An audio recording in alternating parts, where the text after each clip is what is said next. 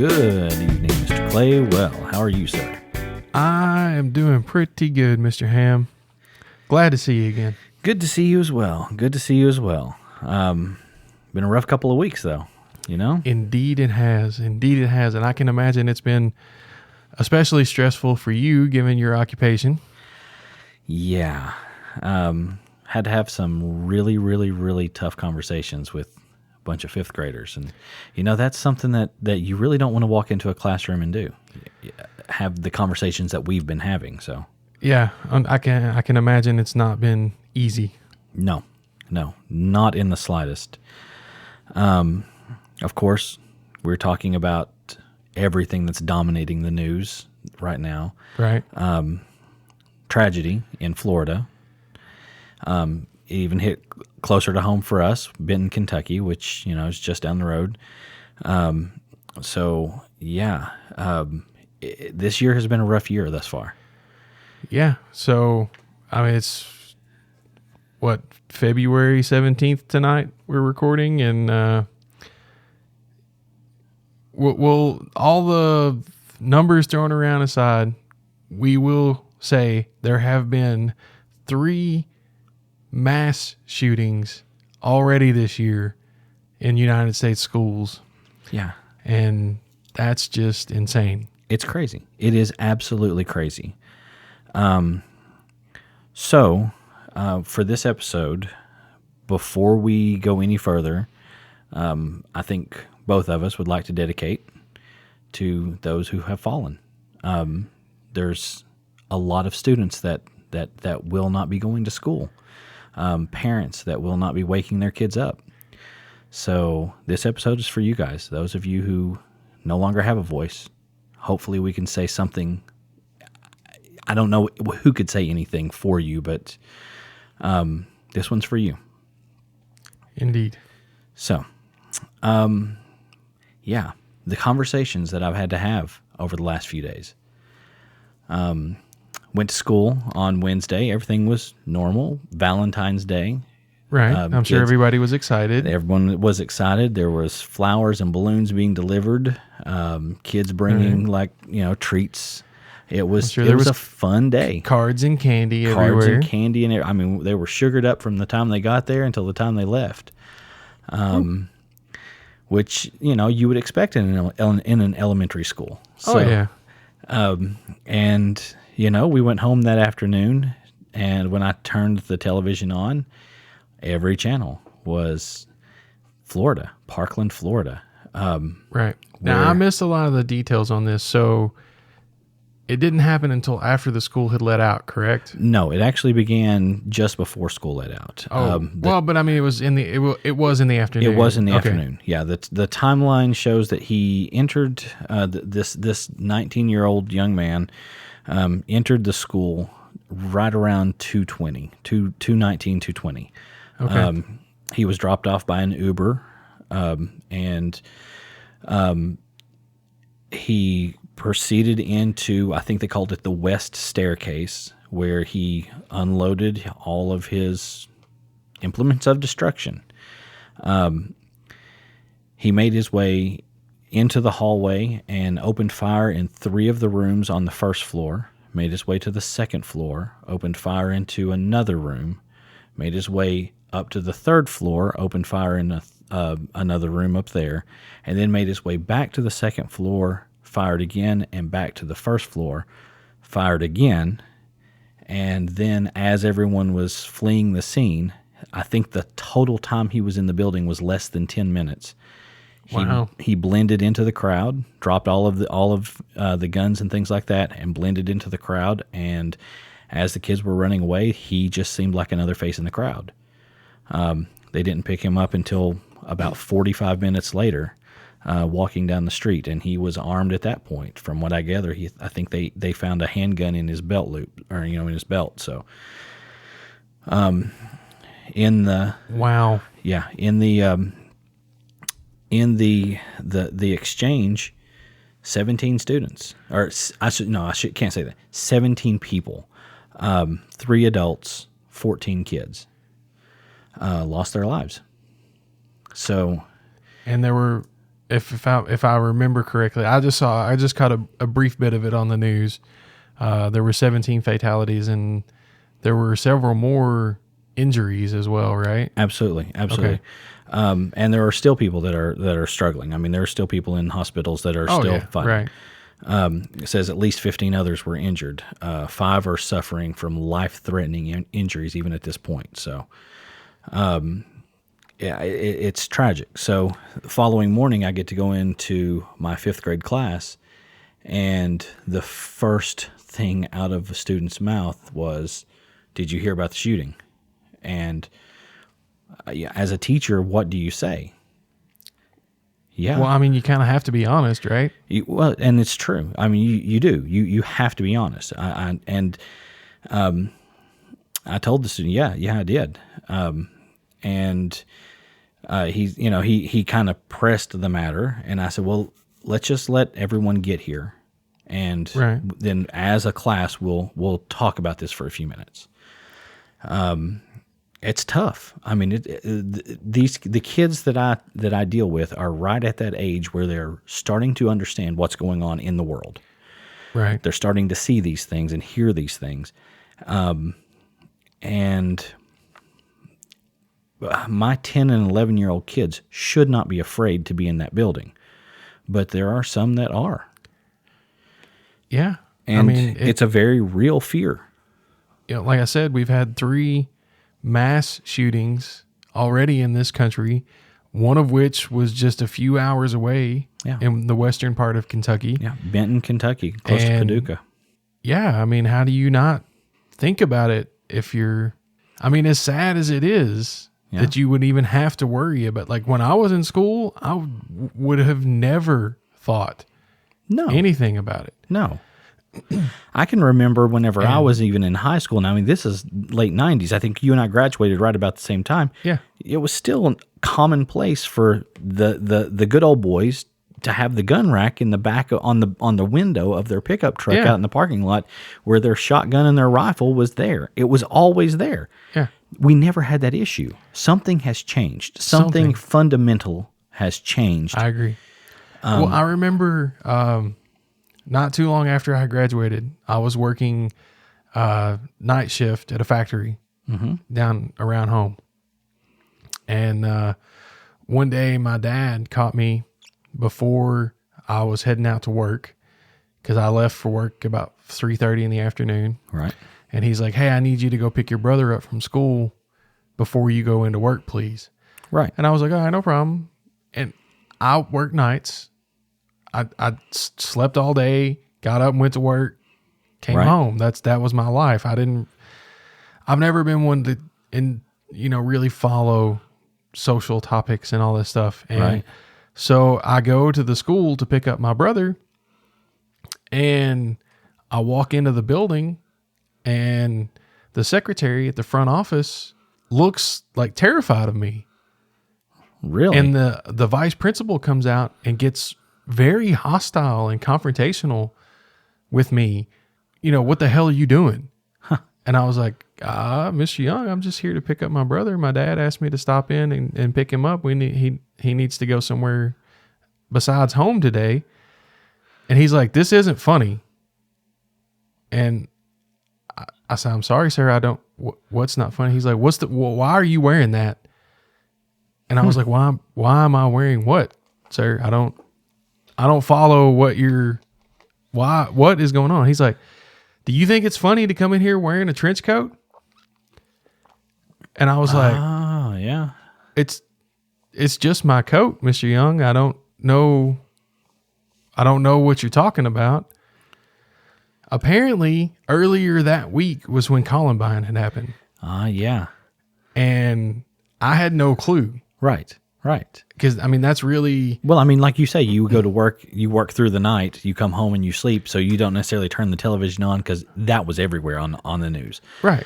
But I didn't watch the news. I didn't follow that. If I was in the vehicle on the road, I was listening to CDs at the time. I wasn't listening to the radio. Right. I lived in BFE, Kentucky. We had country and Western music on the radio, and that was all you got. That was it.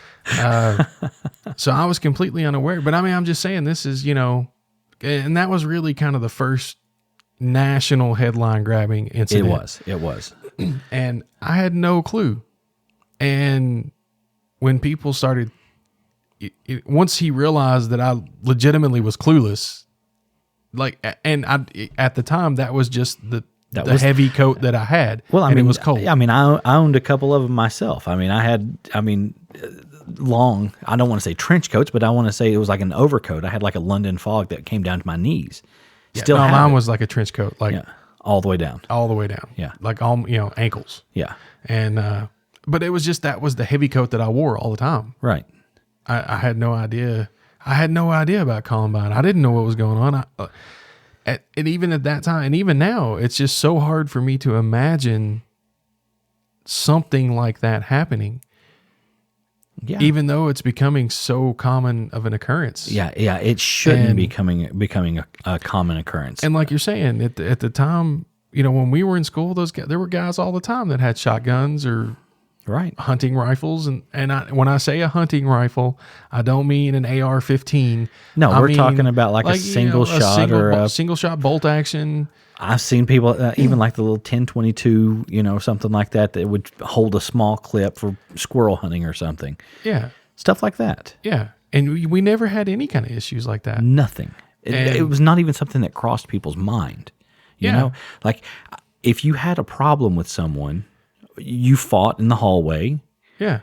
Or meet me outside. Yeah, or meet me outside and we're going to settle this. And that's the way it was settled. You did not go and grab a gun and go in and start shooting the place up. It was that was not something that people did. So like I say, I don't know. Well, how do you talk to fifth graders about, well, first thing, we have to be reassuring. And I guess I was naive whenever I started this job because I didn't realize necessarily what all it entails as far as training to prepare for something like this. Because it's becoming so commonplace, we go through yearly training now. Active shooter training is one of the things that we do. Right. We do lockdown drills. I want to say that the drill is done every 2 to 3 months, so that way the kids know safe places and safe zones to go into school. And then we're also taught by the Kentucky State Police to look for improvised weapons in our room.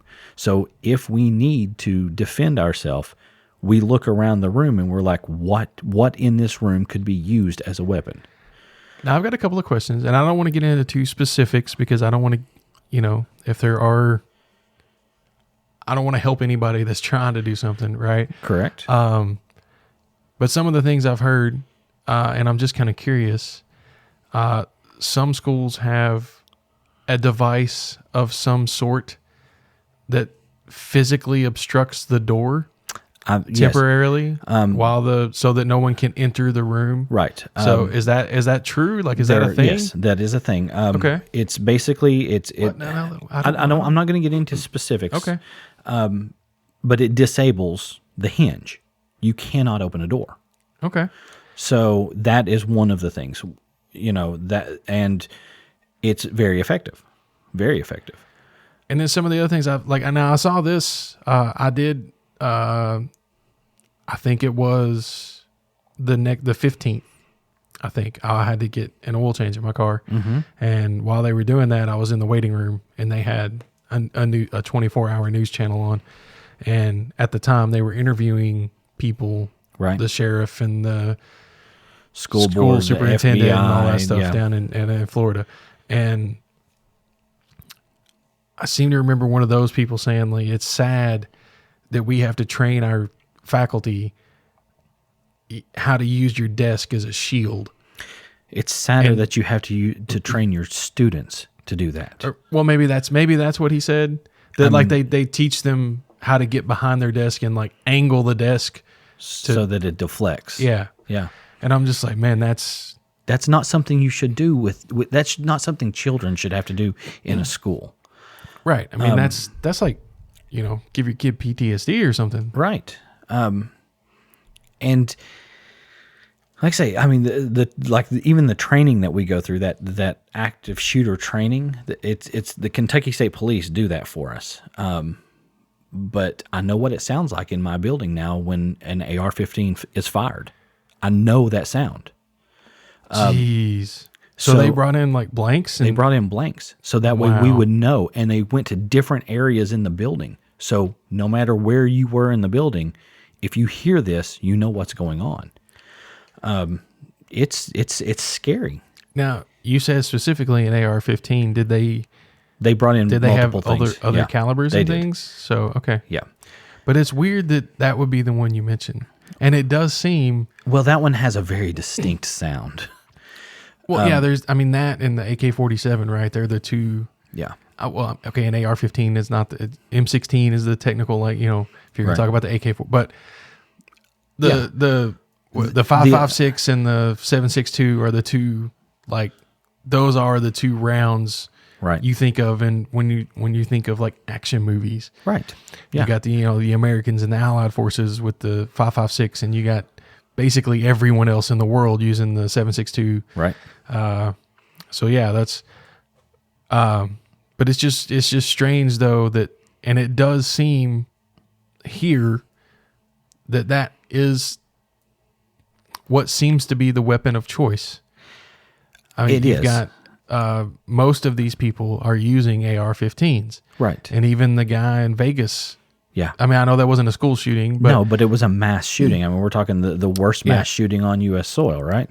I believe so, yeah. Over 58. Lot. Yeah. Yeah. And you're right. And the reason I think that is the weapon of choice is, first and foremost, it's light. Secondly, it's compact. You can make it short. Right. Third, accurate. It's accurate. Fourth, the magazine holds a lot of rounds, and it can fire them fast, and they are a very penetrating round. I mean, there's not a whole lot that stops it.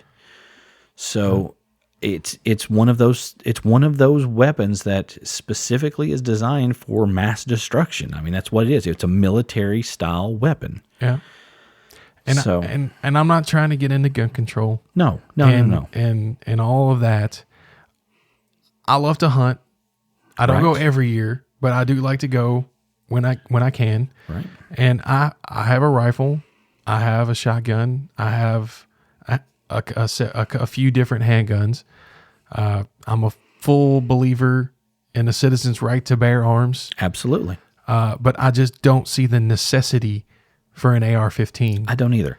I don't know as a private citizen, why do I need a 30-round mag that can fire as fast as I can pull the trigger and go through 4 cinder block walls? Like, why do I need that? What's the need?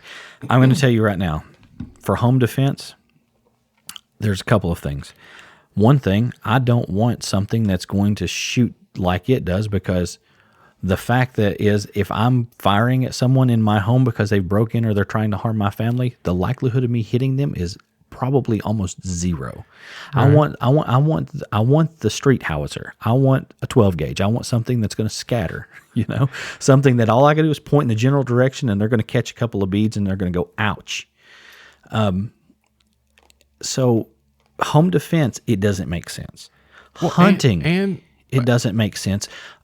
Other than the fact that, 1, it's light, 2, it's accurate. Right. But do you really need 30 rounds to take down a deer?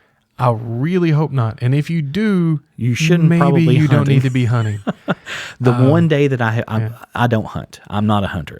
But I do. I have shotgun at the house. I've got a couple of small caliber rifles that basically just for target practice and plinking around, because I love to go out and shoot my little 22. It's fun. Right. And then I've got a few handguns, like what you said. The one day I've gone hunting was when I was with you, that we went on that rabbit hunt. Right. I enjoyed it thoroughly. I fired the gun 3 times. Exactly. I still have that box of shells at the house. Yeah.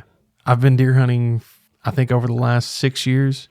I've bought 1 box of shells for my 270. Yeah.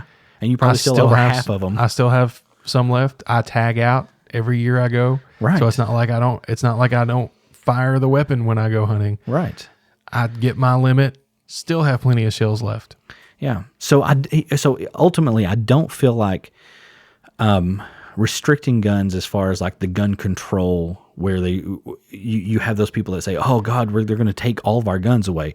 I don't think that's the answer, and I don't think that that's constitutionally that's not the answer. Second Amendment is the Second Amendment. I agree with what it says. We have the right to bear arms, but I don't feel like these military style weapons should be covered because they are specifically designed for one thing. Right. And that one thing, unfortunately, is what they're doing in schools. Yeah.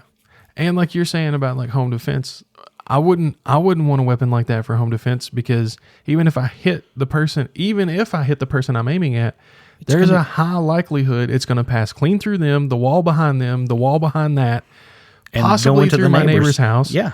I mean, or into the next room. Right. If there's somebody in the next room, It's dangerous. It's very dangerous. Yeah, it's just, so I don't see the need for it.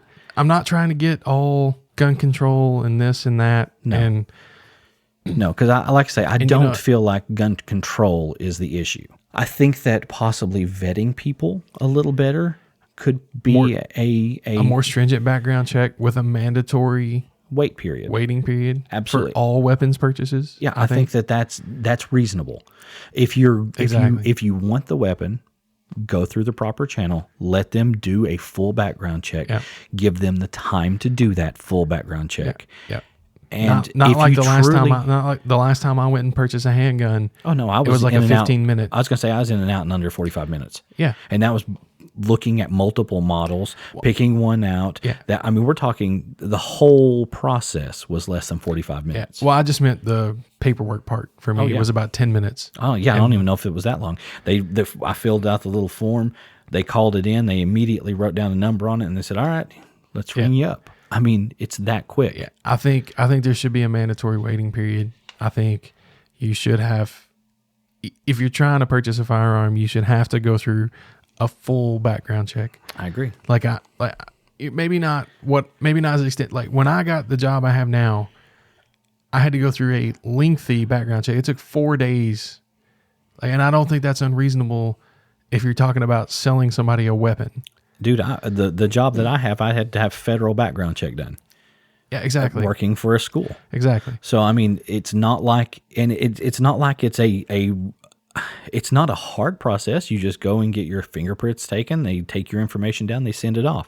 They check your background. Yeah. And I don't think that's unreasonable if you're trying to sell somebody any kind of weapon. Right. But especially a firearm. Yep. Now, there is a question, of course, all out there that is the person-to-person sale. How should that go? And I think that is a conversation that should be had at higher levels than where we are. Yeah, I don't even want to get. I don't want to get into anything like that. No. But if nothing else happens from these 3 mass shootings, at least we should open dialogue. We should at least start to have this conversation in the United States. And I will just say that's just 3 mass shootings on school grounds. Right. That's not all gun violence. That's just the 3 mass shootings on school grounds. Florida, Kentucky, Texas. That's 3. So far in 2018, and if you want to be really technical about it, those 3 have happened in less than a month. Yeah, because the first one was the 24th of... The 22nd of January. Is it 22nd of January? Yeah. So in less than a month, we've had 3. We've had 3. And granted, it's 3 all year this year, but the first one didn't happen until January 22nd. Correct. So now there have been other accidents, I should say. Yeah, there have been other weapon discharges on school grounds. And that's where if you hear these people talking about the 18 school shootings in 2018 so far, a lot of those are just weapon discharges where either no one was killed or in a couple of cases, it was a person who committed suicide on school grounds. Right. With no other injuries. A couple of places, it was like a school ROTC where the weapon was accidentally discharged when they weren't properly on the firing range. And they're just kind of lumping all of that together to say, these 18 accidents or incidents have happened this year so far. And realistically, when you look at someone infiltrating a building, going in with the intent of doing harm, you have the 3. Right. So, you can look at semantics there, and regardless, one, like you've said, is too much. One is too much. In my opinion. Even an accident, I don't know. I don't know. I mean, what can you say really? When a situation like, say, with the ROTC, where you have a situation where there are rifles being used for targeting and things like that, right. An accident it can happen. I can see that. But any other situation where you have either a student with a firearm or an adult with a firearm who has brought it onto school grounds, onto school property, with or without in my opinion, with or without the intent of harming someone, right, and then intentionally or accidentally discharging the weapon on the premises, that's an issue. Yeah. I mean, you get these people that rant and rail about the misconstrued facts, and they're talking about it's not 18 shootings and all this stuff. And I get it. It's not 18 mass shootings, but if that was your child in that school and somebody brought a gun in and it went off, you can't tell me as a parent it wouldn't concern you. Right. I mean, as a teacher, I'm concerned. As a parent that will be sending my child to school in a few years, I'm concerned. It really makes me question where do I want to go? What do I want to do? How do I want to proceed from here? And that's scary. I mean, that's a scary thought. It is. And I mean, with the push right now for homeschooling, I mean, even before a lot of this stuff started happening, I can see that it's really becoming gaining momentum. Yeah, it's becoming a lot more appealing. I can tell you that for sure. I don't know. It has to end. And the kids in this Florida high school that have survived this, I mean, they are not being quiet. They are not quietly walking into this. They are screaming now, and hopefully their voices shake the pillars of our government and at least get them to sit down and say, okay, let's talk. That's all I want. I don't care. I just want them to start the process. I agree. And it goes back. So after Columbine, one of the big news organizations interviewed Marilyn Manson, right? Who a lot of people tried to put a blame on for Columbine, and which I think is just totally ridiculous. It's not video games. It's not music. I don't know what it is, but I listen to that music. I play those video games. I don't go shoot people. Right. There's something else. People are throwing the label mental illness on this. And I mean, obviously there is something has clicked. Something has in there. Okay, in my opinion, you can't be a perfectly normal, sane person and kill another human being. This is true. There has to be something going on. Yeah, the switch has to be there to be flipped. Right. But back in the day, they interviewed Manson, and I just thought it was funny. He kind of point by point shut down every argument that they brought up. And then at the end of the interview, the person interviewing him asked, what would you like to say to those students at Columbine? And he goes, I don't want to say anything to them. I want to listen to them. Amen. That's what has to happen. I think somebody needs to stop and realize what the kind of emotional and mental stress that has to be putting on these kids. I mean, you've got people in the military that go off and deal with this type of situation that can't handle it, and they've been trained for months beforehand. Okay, so Columbine was what, 98, 19 years ago, right? 19 years I ago. think so. Since then, the number of school shootings have just gone up and up and up. Each year. Right. We now are at a point in our society where students, I don't want to say they expect it, but when it happens, They're not surprised. they're not surprised, which is another terrible, terrible thing. And when they survive something like this, I can't even start to fathom how they get back to any sense of normalcy. Like on Monday, what are they going to do? The school's not going to be reopened. It's a crime scene. Right. What do these students do? Because every day that they're out of school is another reminder that this happened to them. Yep. Every time that they jump on social media and want to send a message to or talk to one of these people that their friends that are no longer there, that's a reminder. The PTSD, the post-traumatic stress from a situation like this is like I said, I can't even wrap my head around it. Can't even start to. Yeah, I don't even want to try to. No. And as bad as I hate to say this, because I'm one of those people that kind of digs on people for that, I don't know what to do. I have no idea what I could do that would be helpful in any fashion. But all I can do is hope I mean, that these kids are okay. The ones that survive, the ones that had to go through this, and not just this, but everywhere that this happens. right. You hope that they can find something, some center. Yeah, and move past it and be okay. Here's something too. I hate to be the guy that says, hopes and prayers thoughts and prayers. No. But what do you do? Here's the thing too. Okay, so you're right, because someone like you or I, we are so far removed from this situation. There's no way that we're going to Florida and hugging these kids.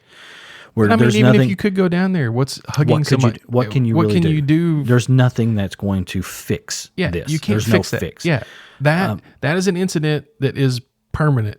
Right. It's just the toothpaste happened. is out of the tube. It's done. Yeah. So you're right. So here's my hope for these kids.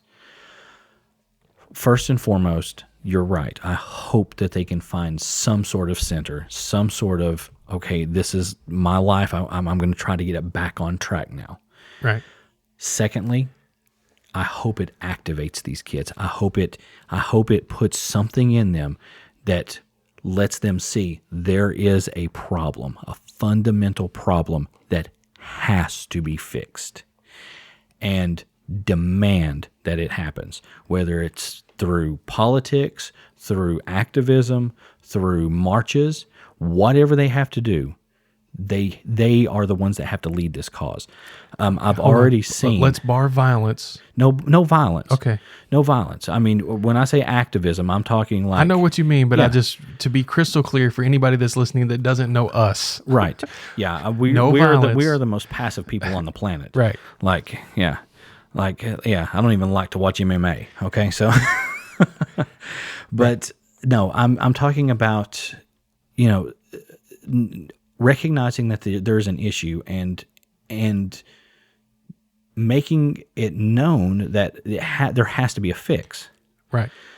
I'm not smart enough to figure out what it is, but there has to be somebody out there that is. Right. I've already seen, and I don't know, I don't necessarily, I'm a teacher, so I cannot condone what I'm about to say. But I've already seen April 20th of this year, is the planned walkout. Nationwide, students are walking out of classes, walking out of schools, and are not returning until Congress sits down to have the discussion. Tell me that now, here's the thing.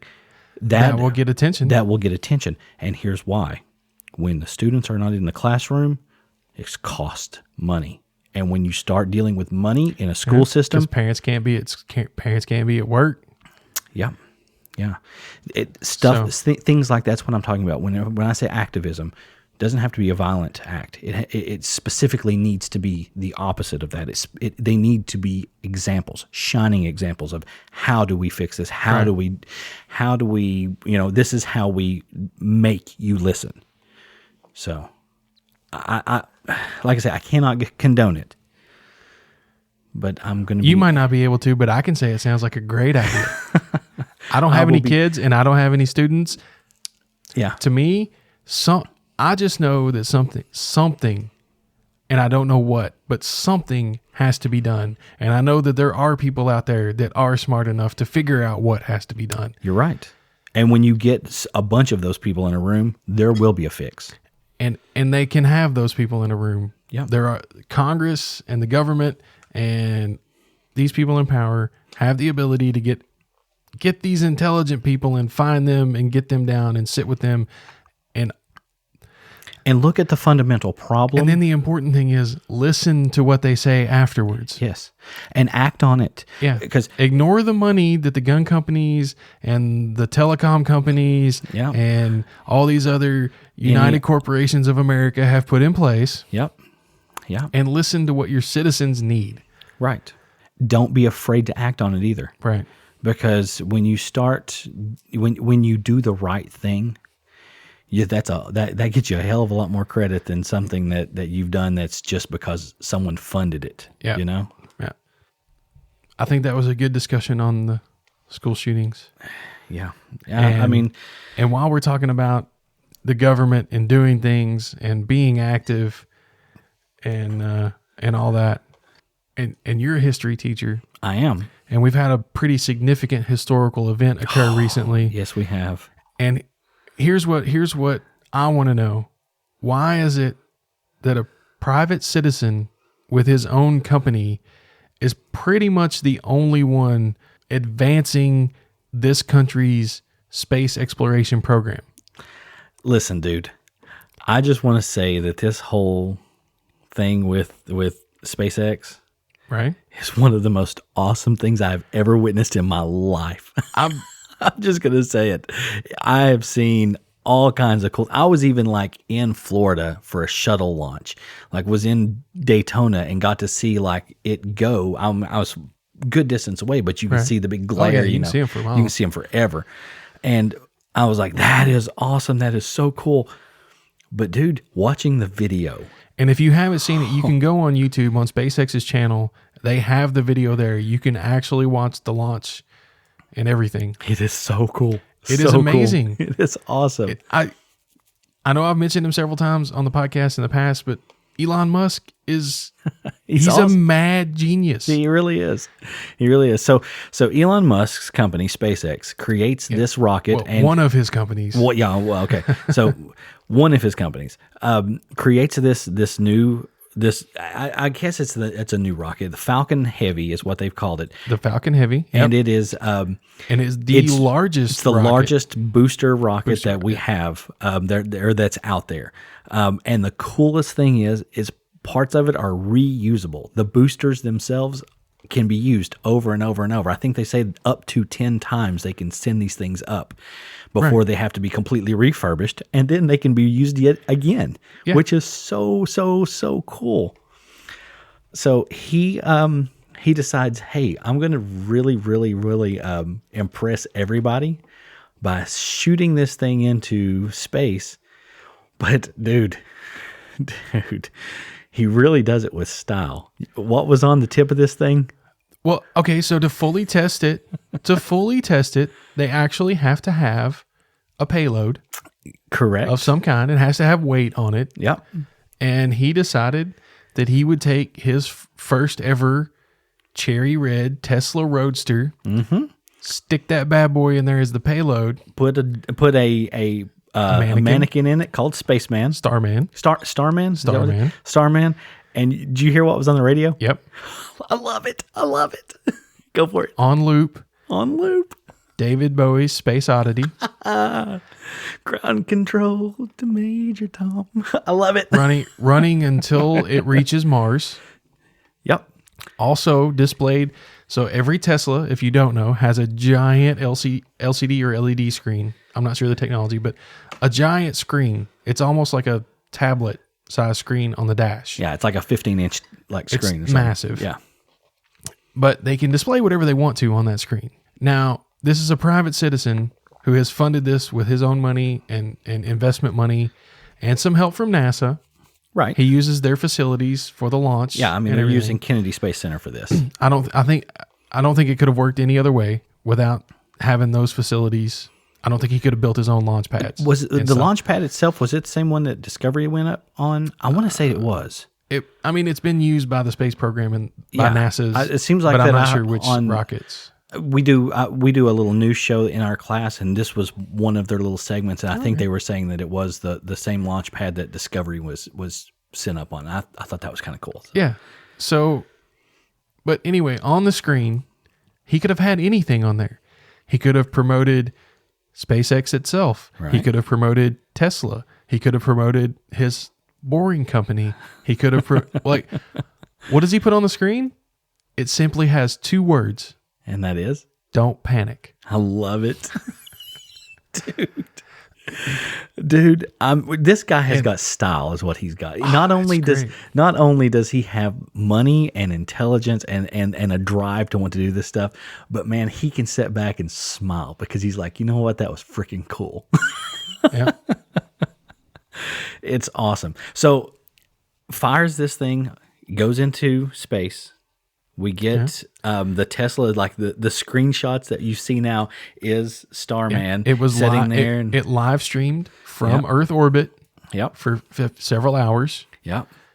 You could see the red Tesla Roadster there. I mean, it was awesome.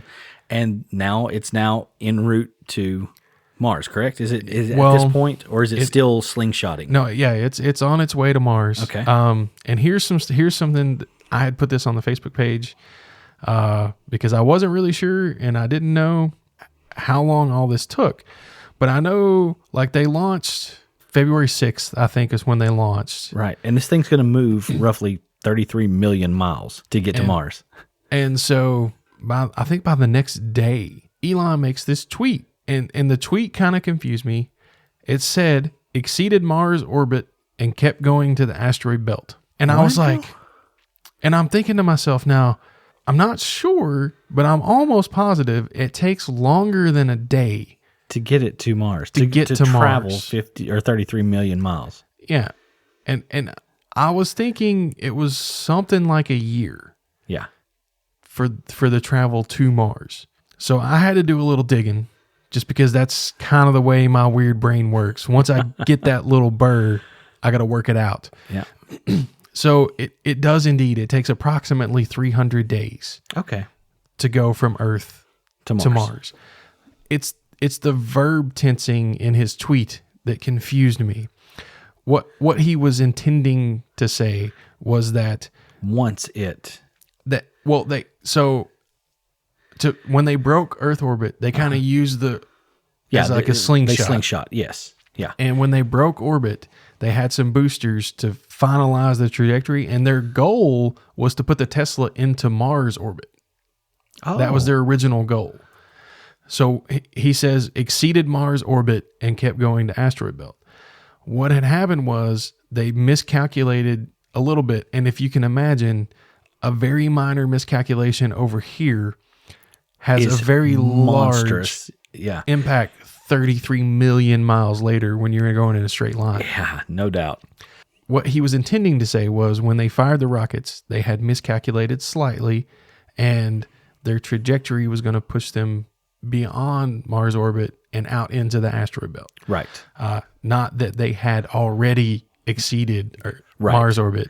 So that confused me, but I'm like, as a history teacher, dude, I mean, this time next year, I'm going to be like, I'm sure I'll be watching the little news show that we do, or that we and it's going to have like stuff about this specific launch right here, and it's going to be awesome. Even then, I'm going to be like, that last year we were watching whenever it launched, and yeah, dude. And then here's the thing. Okay, so all of this is so cool, right? Yeah, it's amazing. It's phenomenal. The bringing things back though. was the most insane thing I have ever seen.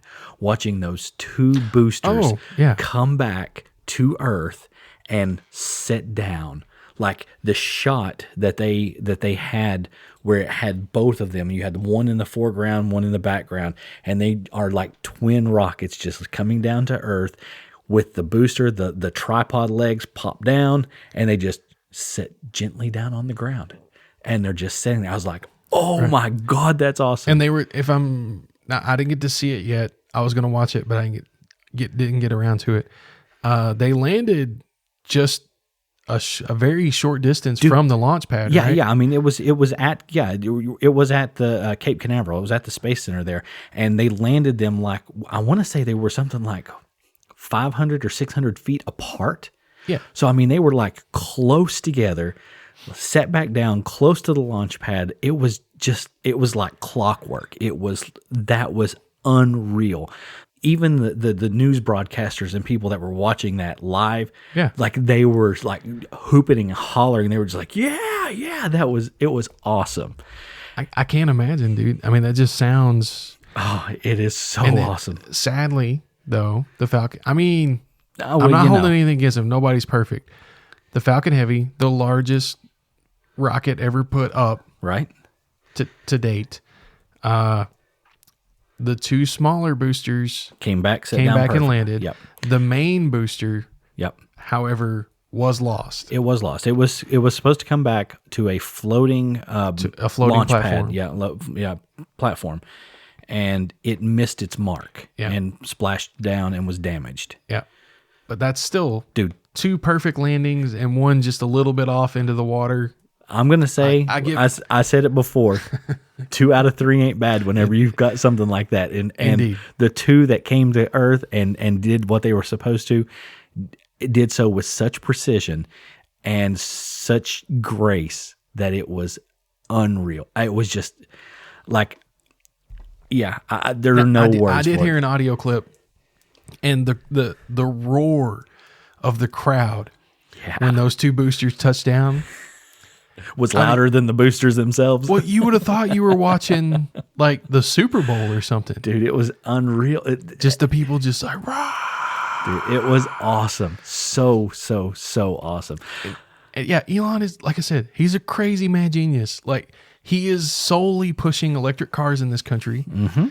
Like, if he wasn't doing Tesla, there's no way that you got Chevy Volt Ford, and stuff like that. Yeah. Yeah, but I mean, they're not really pushing it. They are. They are now. Oh, are they now? Tesla is starting to become a big enough threat that they are all starting to make full production electric only cars. Good for them. Good for him. But good for him.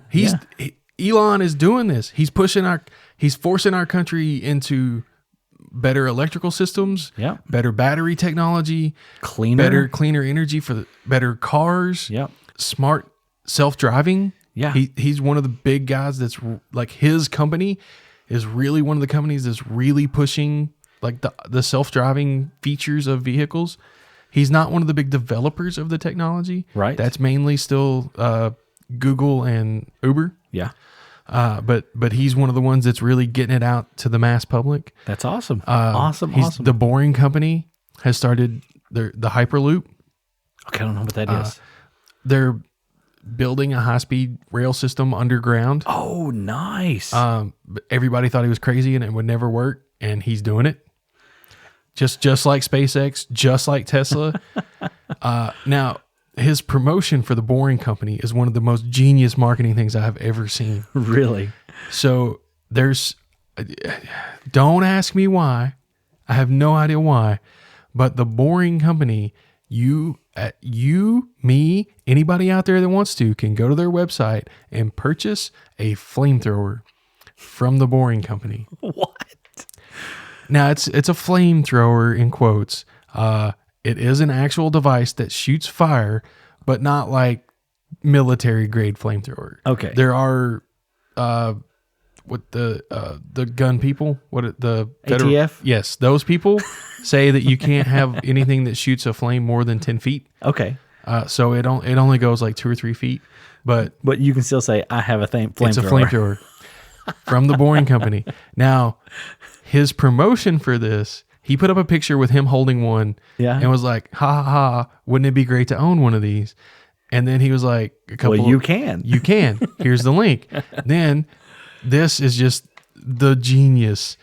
On Twitter, he posts, the rumor that I'm secretly creating a zombie apocalypse to generate demand for flamethrowers is completely false. And he follows that up by saying, you would need millions of zombies for a so-called apocalypse anyway. I only have like 3 or 4. Where would I even get a factory big enough to make that many? Dude. So just like I said, the guy has got style. He has got and a sense of humor that's just... How can you not love him? Yeah, he's awesome. How can you not love this I want to guy? meet this guy. We got to get him on the show. I'll make some calls. I'll get his people on the line. But yeah, my goodness. Wouldn't it be awesome if he did, though? I mean, you'd just be like, you know what? He heard this little podcast that's done out of Kentucky, and he's like, you know what? I'm going to go sit down with those guys. I've never been to Kentucky. Oh my goodness. So Elon, if you're listening, you're welcome. Anytime. You come down, I'll put you, I got a spare room. I will gladly host you for as long as you would like to stay, my friend. But speaking about flying and putting things up and all that, change the topics a little bit again. Have you heard about this thing that just happened over on the West Coast? Every year, the U.S. Air Force does this thing they call red flag. Okay. So it's like it's a military training exercise that they do. Well, this year they decided to do some things a little differently. And from January 26th through yesterday, February 16th, random times throughout the day, they would completely shut down GPS functions for most of the western part of the United States. That's a pretty big swath of land for suddenly losing your Google Maps, you know? Yeah. Anything, Google Maps, your GPS in your car. If you wanted to play Pokemon Go, tough, because that requires GPS. The areas that were affected could have included Albuquerque, Denver, LA, Salt Lake, Oakland, and Seattle. So, I mean, that's kind of the general size of area that we're talking about. That's a pretty good chunk. That's pretty insane. But now there's reason for this. I mean, they're not just like blacking this out for no reason. There's a reason that they are actually going and doing this. Yeah, it's part of the training for the military, for the fighter pilots. Just in case something terrible happens where we do lose those type resources, right. GPS, or we're talking mass EMP or something like that wipes out a bunch of electronics. They still know how to function without necessarily having the crutch of GPS. Right. Basically, they got to learn how to read maps again. Learn how to read maps. Learn how to fly by sight. Yep. By recognizing the terrain and all that. Yeah. Yeah. So it's. But I just thought that was interesting though that they. I didn't even know they had the capability of just turning it off to just. We got to figure though. I mean, GPS, it's global positioning satellite systems, and all of that is government regulated. But it's not government owned. It's not government owned, but it's government regulated. So I mean, they would effectively own the big on-off switch. So well, yeah, but I just didn't. I guess I just never considered that they would have that capability. Yeah. I mean, that would be like all of a sudden them going, okay, we need the Eastern Seaboard to not have internet. Flick. I would say that's possible. Other countries do it. Yeah. So it is possible, but why? I mean, yeah. It was to hear that they were actually doing it, my brain was just like, what? So that just kind of caught me completely off guard But now there was something else though that was in the news here not too long ago that I thought was interesting, and I don't know if you were wanting necessarily to touch on it or not, but it also dealt with GPS and specifically with government facilities, I guess we'll say. Oh yeah. Okay. So one of the big trends, of course, nationwide, worldwide now, is everybody has a Fitbit. Yeah. It tracks your steps. It tracks, where you're going and where you've been and things like that. So these things upload data, and then you can see a map of where you have traveled and things like that. Specifically, Garmin is a big one because they use like the for like location, and they use GPS triangulation. Garmin, like me and a lot of the guys that ride the bicycles around here, we use Garmin cycling computers. Yeah. The Garmin GPS tracking. It tells you the elevation, tells you the distance, tells you your route. Yep. So, and we like to, as a friendly competitive thing, we upload that data to this website called Strava. right. And then Strava will compare all of that data and be like, it'll tell you who has the fastest time, who has the best overall time, who has the best top speed, like all these different stats for like certain areas and different, like, you know, different little sections of the road. You can make a segment and it'll look at everybody that's ridden that segment and rank the best and all that stuff. So that's all good and well whenever it's just like a bunch of cyclists out there having a good time, or friendly competition. Triathlon, you know, people that are doing that, or 5K people. Yeah, that's no problem. But whenever you start having like the Marines and people like that wearing their Fitbit in like the bases. Yeah, especially when they're on those, you know, those black site bases. The ones that don't exist. The ones that aren't there. Yeah. Or like the ones that are out in the middle of, say, Afghanistan, that our enemies don't necessarily need to know that this is here and this is its layout. And then all of a sudden you pull up Strava's map and there's like this really hot zone that's like this perfect oval out in the middle of the desert over here in Afghanistan. And you're like, why are there like 4,000 people running around in this oval over here? Or why is this, there's no building here. That's all desert. Why is there like this? It looks like a tunnel system. Yeah. I mean, they're like, this has suddenly started to map our military facilities. And our enemy now is able to go, oh, that's where you guys are hiding. Yeah, pretty much. Unfortunately. Yeah. So these fitness tracking devices and the I don't know, I guess the improper use, the improper monitoring of data. I don't even think it's improper monitoring. I think it's just that they basically opened it up and said, we're just going to monitor everything. So there's no black zones for it. Well, yeah, so no. I'm saying like, you know, they didn't like, of course. This is just an unfortunate side effect. Right. Somebody somewhere wasn't considering the implications. Right. And so that's what I mean by improper monitoring of the data. Yeah. It's like they didn't think that, oh, this is going to go up on the internet where anybody can see it. Yeah. So it's kind of crazy. Yeah. So then, there's like all these bases, and I don't remember exactly how many it was, but there were a few. There's quite a few. Yeah, there were. I mean, and it wasn't just here in the United States. No, there was overseas. It was like overseas stuff. Yeah, and it was wasn't specifically like Afghanistan, Pakistan area, because we had some of those facilities that we had camouflaged specifically. And it wasn't just American. There were other countries that had their bases discovered as well. Yeah, it's crazy how, like you say, I mean, it's just it's an unfortunate side effect that someone did not think, hey, my Fitbit is going to track everything, every movement I make inside this hidden facility. So, yeah. I don't know. Well, speaking about technology. Yeah. CES was pretty recently, not super recently, but it was fairly recently. A few weeks ago. And there were a few things brought up at CES, and talking about the unforeseen implications of technology. Yeah. One of the big things this year, and for the last couple of years actually at CES, has been IoT devices, Internet of Things devices. For example, these light bulbs that you can control remotely. You can turn them off, turn them on, change the colors, smart TVs, internet connected thermostats so you can control your temperature from away, all these different things, right? This is a foreseen problem, and I guarantee you it will happen eventually. Though all of those things will be exploited.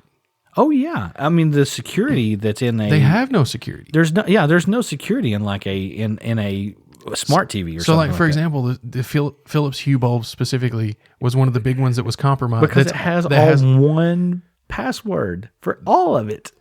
They all have in their firmware the same username and password. That's crazy. Every Philips Hue That's bulb. crazy. And some of those things have already been exploited. If you flip through the news channels, you may have heard people talking about the Mirai botnet. Oh, no, I haven't heard of that. But Well, that's what the Mirai botnet is. It's people have found a few of these username passwords and then hacked those devices to be each individual component is a very low powered processing device. But when you get enough of them together, you can amount a lot of processing power. it's effectively like all of the old computers from the school. Whenever you take all of those archaic old computers and then network them together, you get a supercomputer. Yeah, sort of. Yeah. But I mean, I'm talking, a much larger, you're talking about light bulbs and smart TVs and that's all the Mirai botnet is. So, and for the last several years, every Kohler or one of them has like a smart bathroom that literally everything in it is smart powered. Right.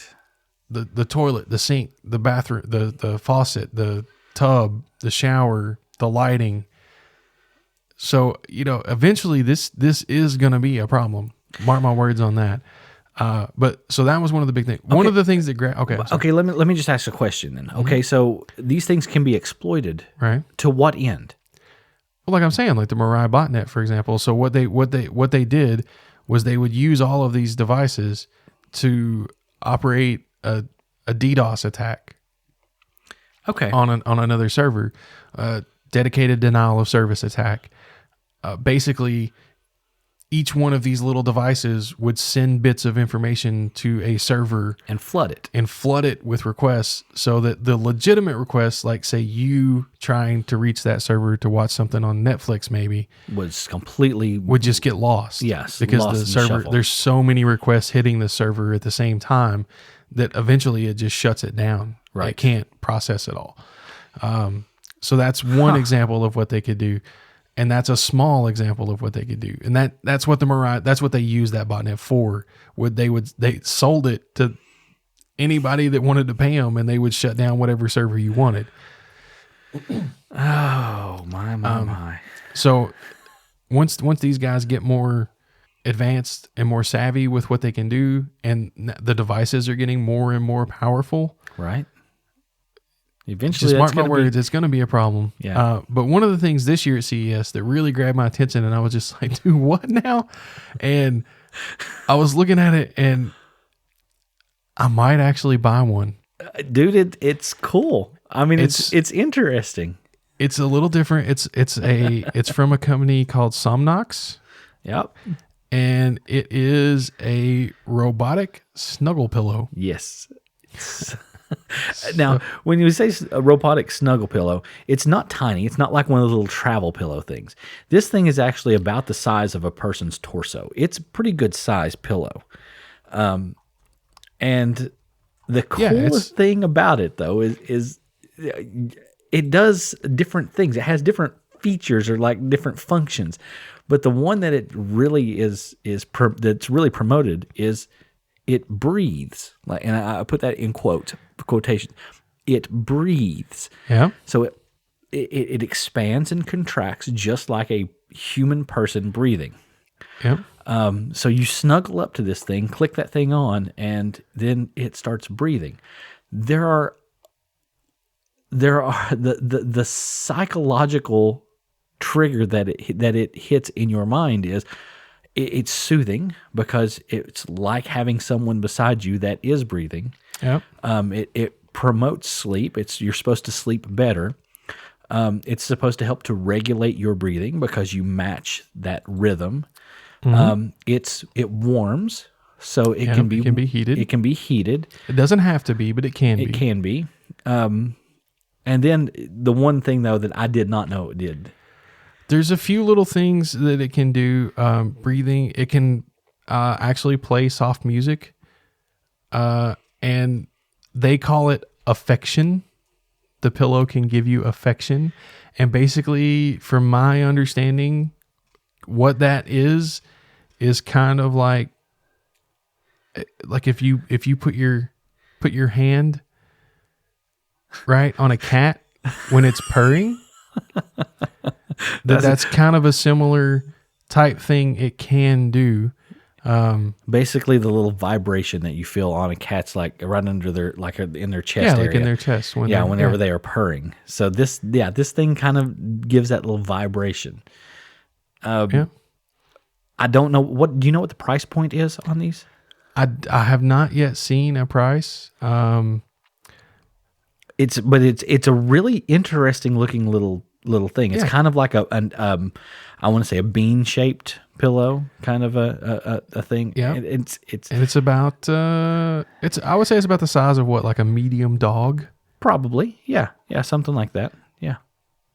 And Very, very, very, I just thought it cool. was really cool. I thought it was kind of neat looking. Again, it's a Somnox is the company name. Yeah,